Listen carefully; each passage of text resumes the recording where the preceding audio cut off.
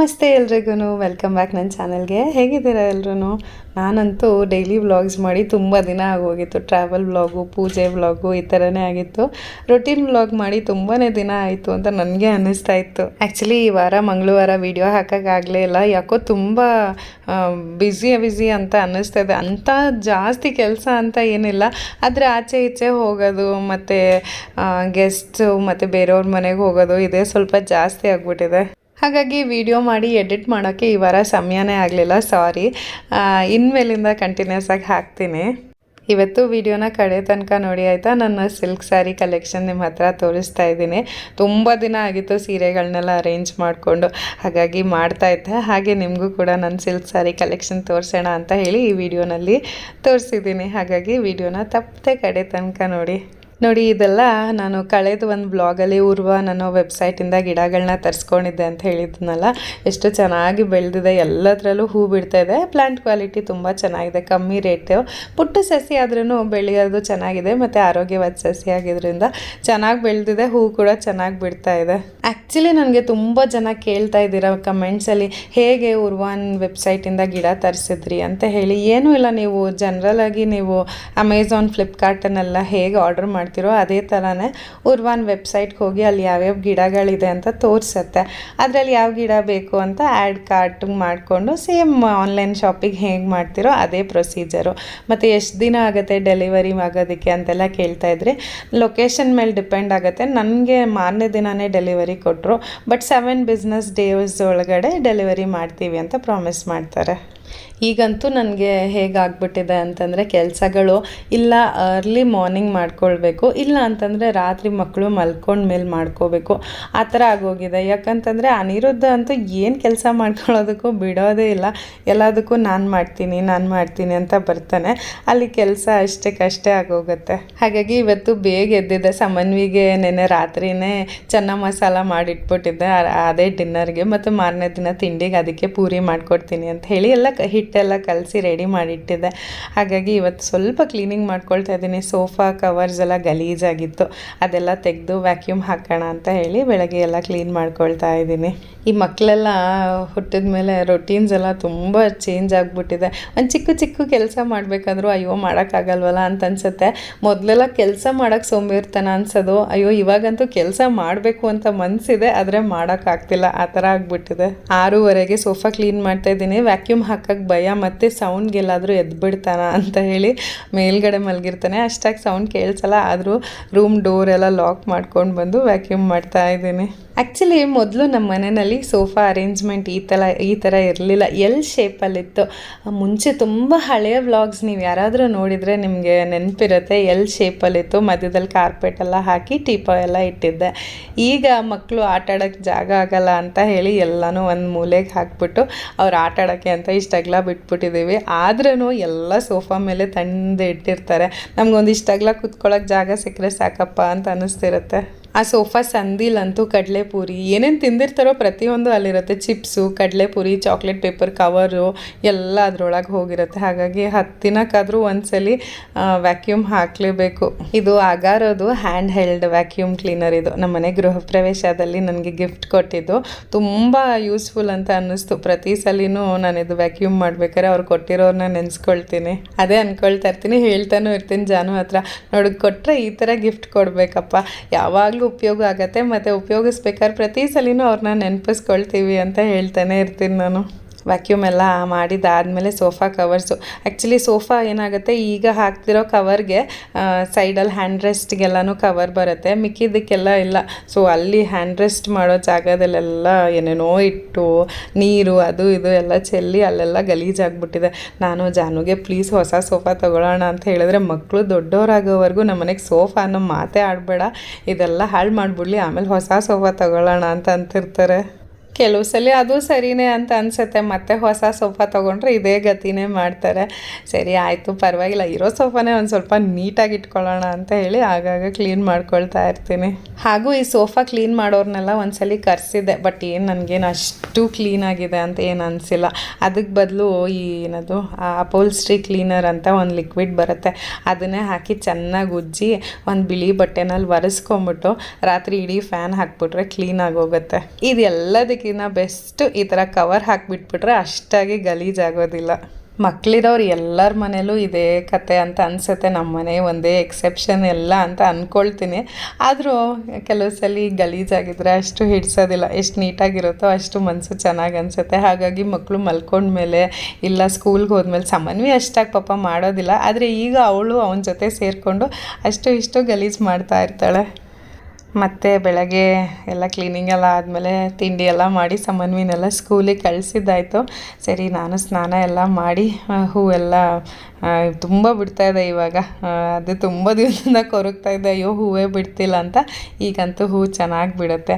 So ಹಾಗಾಗಿ ಹೂವೆಲ್ಲ ಕಿತ್ತು ದೇವ್ರಿಗೆಲ್ಲ ಇಡೋಣ ಅಂತ ಹೇಳಿ ಹೂ ಕಿತ್ಕೊಳ್ತಾ ಇದ್ದೀನಿ. ನಮ್ಮ ಸಮನ್ವಿ ಪುಟ್ಟವಳಿದ್ದಾಗ ಇಷ್ಟು ತರಲೆ ಮಾಡ್ತಾ ಇರಲಿಲ್ಲ. ಸೊ ನಮಗೆ ಎಕ್ಸ್ಪೀರಿಯೆನ್ಸೇ ಇಲ್ಲ. ನಮ್ಮ ಅನಿರುದ್ಧ ಅಂತೂ ತುಂಬ ತರಲೆ ಮಾಡ್ತಾನೆ, ಸಿಕ್ಕಾಪಟ್ಟೆ ಹಠ ಎಲ್ಲನೂ ಮಾಡ್ತಾನೆ. ಸೊ ಹಾಗಾಗಿ ಒಂದು ಮಗು ಇನ್ನೊಂದು ಮಗು ಒಂದೇ ಥರ ಇರೋದೇ ಇಲ್ಲ. ಸೊ ಆ ಮಗು ಥರನೇ ಇನ್ನೊಂದು ಮಗು ಇರುತ್ತೆ ಅಂತ ನಾವೇನಾದರೂ ಪ್ರಿಪೇರ್ ಆಗಿದ್ದರೆ ಚೆನ್ನಾಗಿ ಸರ್ಪ್ರೈಸಸ್ ಕೊಡ್ತಾನೆ ಇರ್ತಾರೆ.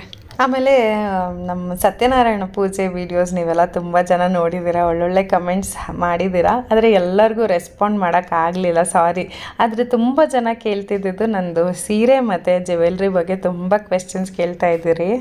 ನನ್ನ ಸೀರೆ ಅದು ಪಿಂಕ್ ಕಲರ್ ರೇಷ್ಮೆ ಸೀರೆ.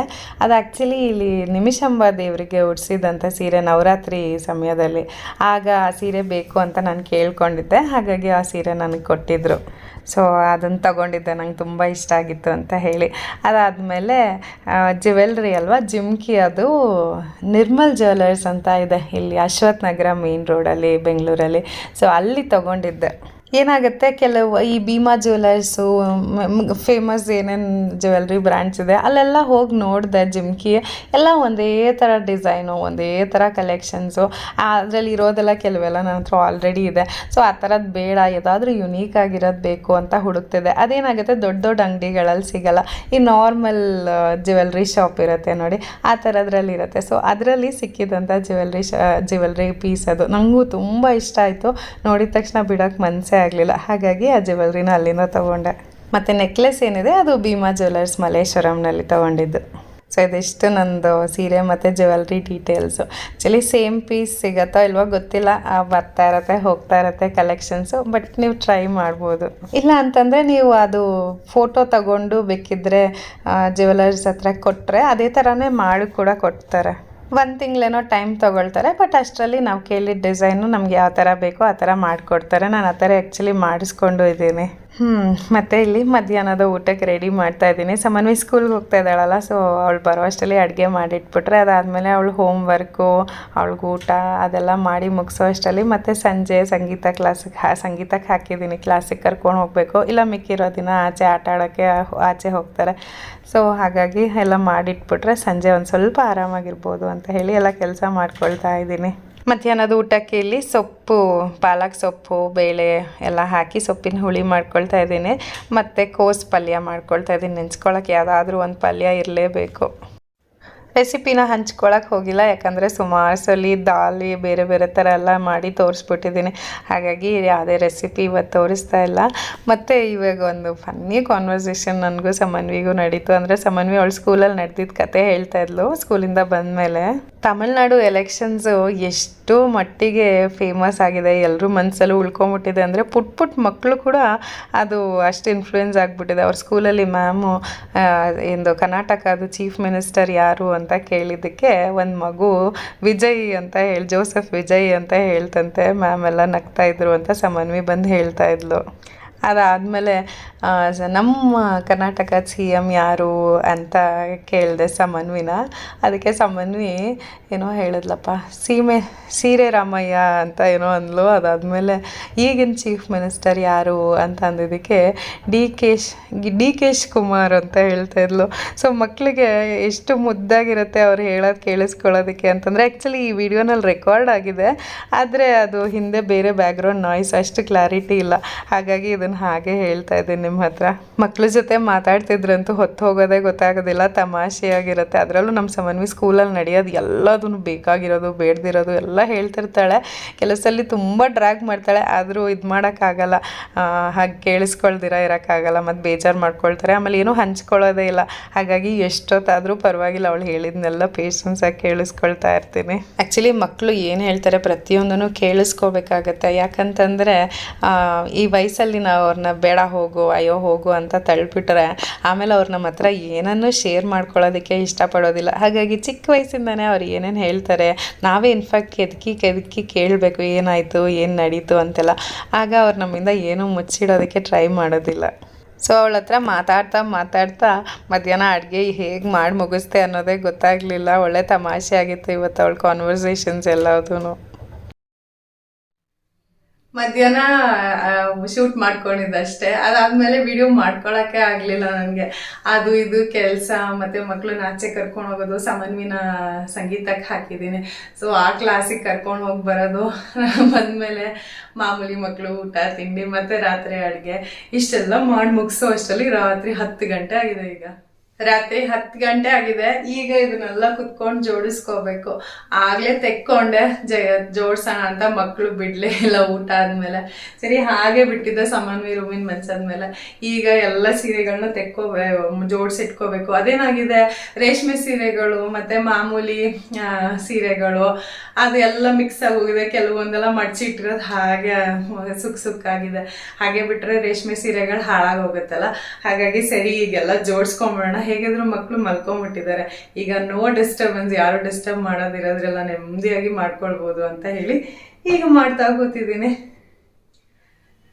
ಅದು ಹೇಗಾಗೋಗಿದೆ ಅಂತಂದರೆ, ಮಕ್ಕಳು ಓಡಾಡ್ತಿದ್ರೆ ಇಲ್ಲ ಆಟಾಡ್ತಾ ಇದ್ರೆ ಏನು ಕೆಲಸ ಮಾಡ್ಕೊಳ್ಳೋಕೆ ಆಗಲ್ಲ. ಮಧ್ಯದಲ್ಲಿ ಡಿಸ್ಟರ್ಬ್ ಮಾಡ್ತಿರ್ತಾರ. ಡಿಸ್ಟರ್ಬೆನ್ಸ್ ಆದರೆ ನನಗೆ ಕೆಲಸ ಮಾಡ್ಕೊಳ್ಬೇಕು ಅಂತಲೇ ಮೂಡ್ ಬರೋದಿಲ್ಲ.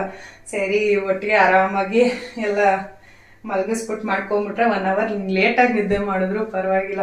ಆದರೆ ಕೆಲಸ ನೀಟಾಗಿ ಆಗಬೇಕು ಅಂತ ಅಷ್ಟೇ. ಸೊ ಎಲ್ಲ ಈ ಸೀರೆಗಳು ಮೈಸೂರು ಸಿಲ್ಕ್ ಎಲ್ಲ ಆ್ಯಕ್ಚುಲಿ ಮುಂಚೆ ಎಲ್ಲ ಸೆಪ್ರೇಟಾಗಿ ಇಟ್ಕೊಂಡಿದ್ದೆ.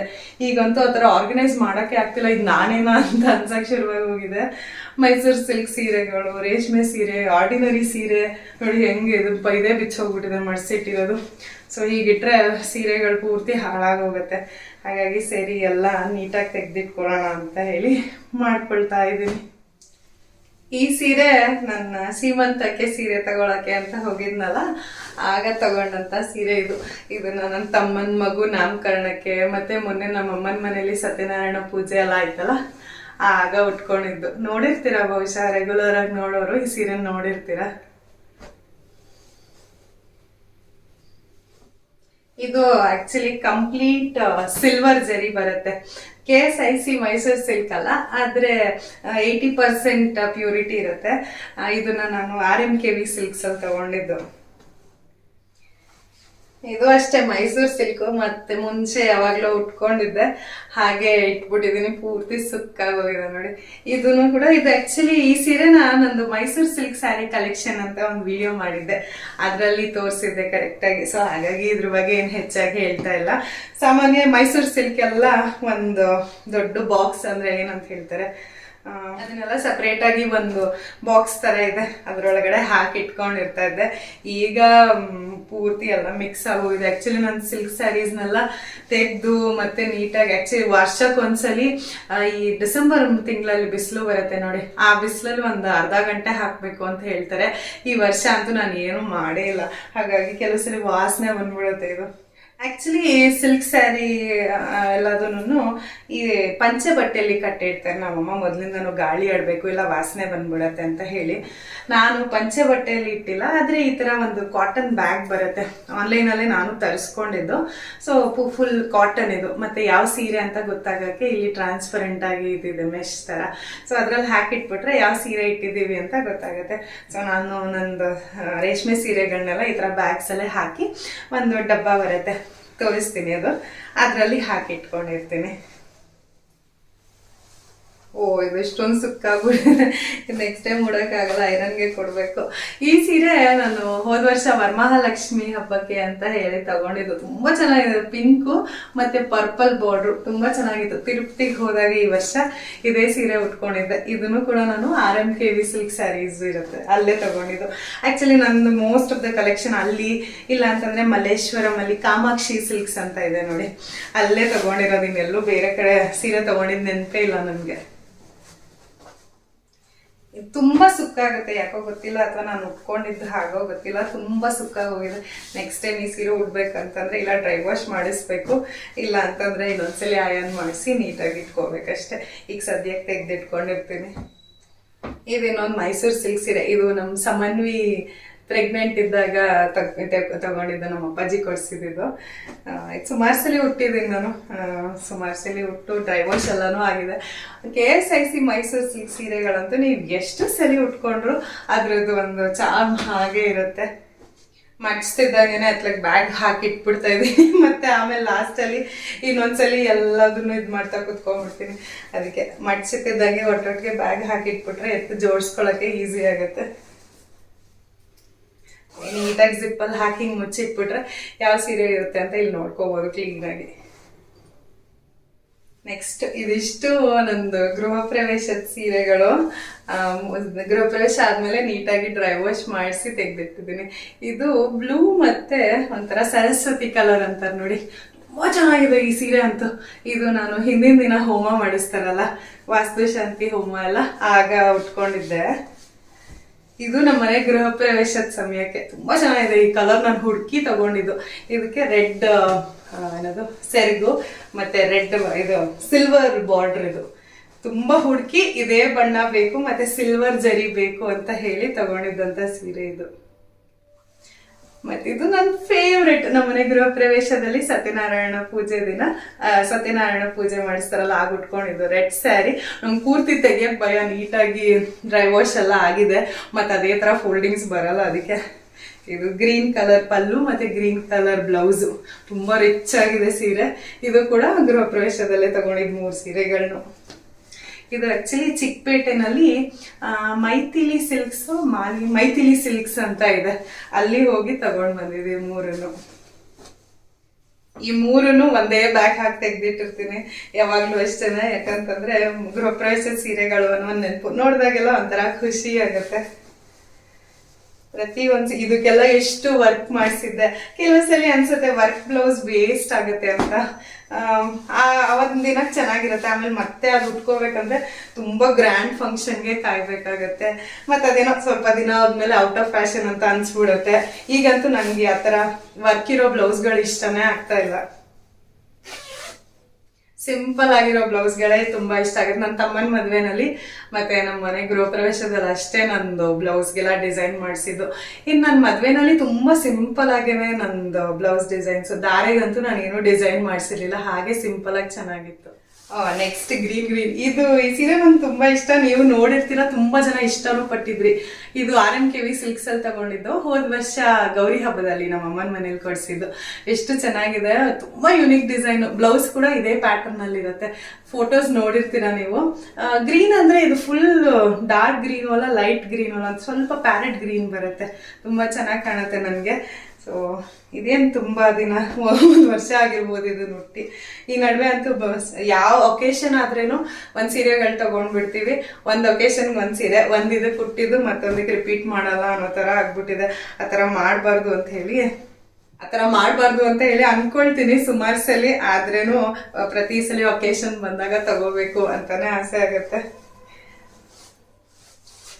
ನೆಕ್ಸ್ಟ್ ಇದು ನನ್ ತುಂಬಾ ಫೇವ್ರೆಟ್. ಇದು ನಮ್ ಸಮನ್ವಿ ಇದಕ್ಕೆ ಏನಪ್ಪಾ ಸೀಮಂತಕ್ಕೆ ಅಂತ ಹೇಳಿ ಎಲ್ಲ ರೆಡಿ ಮಾಡಿಸ್ಕೊಂಡಿದ್ದೆ. ಗ್ರೀನ್ ಅಂಡ್ ಮರೂನ್ ಸ್ಯಾರಿ ತುಂಬಾ ಇಷ್ಟ. ಈಗ ನಮ್ಮನೇಲಿ ಏನಾದ್ರು ಪೂಜೆ ಮಾಡಿದ್ರೆ ಅದ್ರ ಬ್ಯಾಕ್ ಡ್ರಾಪಿಗೆ ಸುಮಾರು ಸಲ ಇದೇ ಸೀರೆನೆ ಹಾಕದ್ ನಾನು.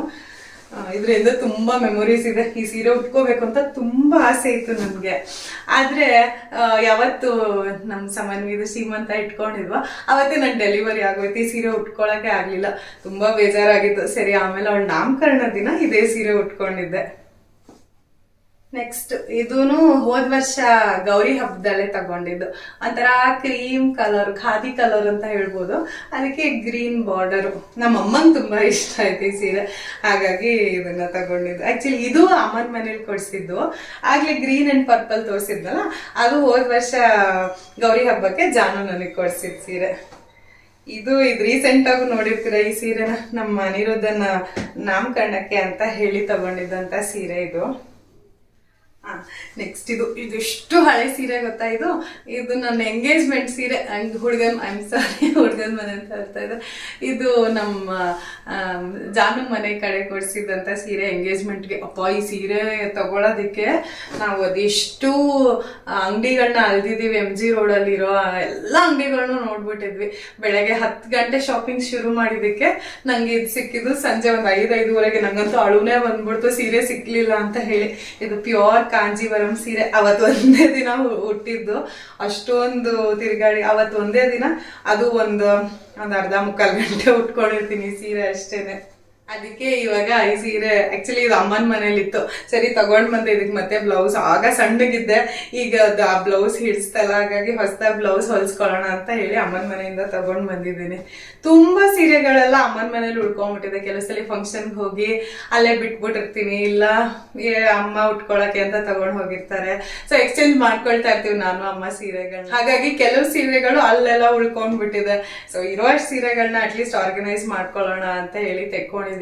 ಅಯ್ಯೋ ಸಾಕಾಗೋಗುತ್ತೆ, ಯಾಕಪ್ಪ ಬೇಕು ಈ ತರ ಸೀರೆಗಳು ತಗೊಳ್ಳೋದು, ಮತ್ತೆ ಅದನ್ನೆಲ್ಲ ಅರೇಂಜ್ ಮಾಡೋದು ಅಂತ ಕೆಲವು ಸಲ ಅನ್ಸ್ಬಿಡುತ್ತೆ. ನಮ್ಮಮ್ಮ ಅಂತೂ ಅದು ಎಷ್ಟು ಸೀರೆ ಇಟ್ಕೊಂಡಿದಾರೆ ಗೊತ್ತಾ, ಅಷ್ಟು ನೀಟಾಗಿ ಪಂಚೆ ಬಟ್ಟೆಲಿ ಕಟ್ಟಿ ವರ್ಷ ತೆಗೆದು ಬಿಸಿಲಿಗೆ ಹಾಕಿ ಅವರೆಲ್ಲ ಮೇಂಟೈನ್ ಮಾಡ್ತಾರೆ. ನಾವ್ ಈಗಿನ ಕಾಲದವ್ರು ಸ್ವಲ್ಪ ಸೋಂಬೇರಿಗಳಂತಾನೆ ಹೇಳ್ಬೋದು. ಮತ್ತಿದೊಂದು ನನ್ಗೆ ತುಂಬಾ ಇಷ್ಟವಾದಂತ ಒಂದು ಮೈಸೂರು ಸಿಲ್ಕ್ ಸೀರೆ, ಅಂದ್ರೆ KSIC ಮೈಸೂರು ಸಿಲ್ಕ್ ಅಲ್ಲ, ಮೈಸೂರು ಸಿಲ್ಕ್ ಸ್ಯಾರಿ ಉದ್ಯೋಗ ಅಂತ ಇದೆ ಇಲ್ಲಿ ಕಮರ್ಷಿಯಲ್ ಸ್ಟ್ರೀಟ್ ಅಲ್ಲಿ ತಗೊಂಡಿದ್ದು. ನಂಗೆ ತುಂಬಾ ಇಷ್ಟ ಆಯ್ತು ಈ ಬಣ್ಣ. ಒಂಥರ ಬೇಜ್ ಕಲರು ಮತ್ತೆ ಪಿಂಕ್ ಬಾರ್ಡರ್. ಆಕ್ಚುಲಿ ನೋಡೋದಕ್ಕೆ ವೈಟ್ ತರ, ಆಫ್ ವೈಟ್ ಅಂತ ಹೇಳ್ಬೋದು. ತುಂಬಾ ಸ್ಮೂತ್ ಆಗಿದೆ.